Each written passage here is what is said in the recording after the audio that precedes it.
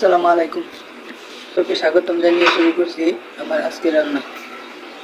আজকে আমি রান্না করব পাঙ্গাস মাছ। পাঙ্গাস মাছ খেতে অনেকেই পছন্দ করে না, আমার মতো এভাবে রান্না করো, একদম খেতে বোয়াল মাছের মতো বা আইড় মাছের মতোই লাগবে। পাঙ্গাস মাছগুলি আমি গরম পানিতে এভাবে চুবিয়ে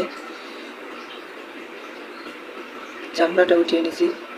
এখন আমি হলুদ মরিচ লবণ দিয়ে মেখে ভেজে নিব। তো আমি এভাবে উল্টাপাল্টা করে ভেজে নিব।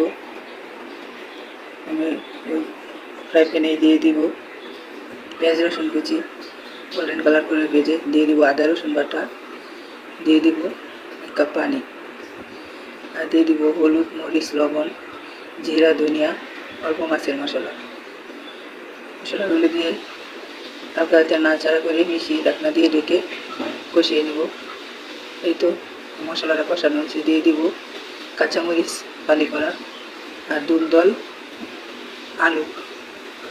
মাছটা এভাবে রান্না করলে তেলটা বেশি একটা লাগে না মুখে, আর মাছ ভুনা করলে অনেক তেল লাগে, তাই আমি এভাবে রান্না করি।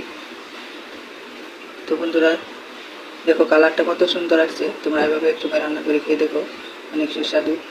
আর যদি আমার ভিডিওটা ভালো লাগে লাইক কমেন্ট শেয়ার করবা, ফেসবুক পেজটা ফলো দিবা, আর ইউটিউব চ্যানেলটা সাবস্ক্রাইব করবা, আর আমার পাশে থাকবা। আসসালামু আলাইকুম।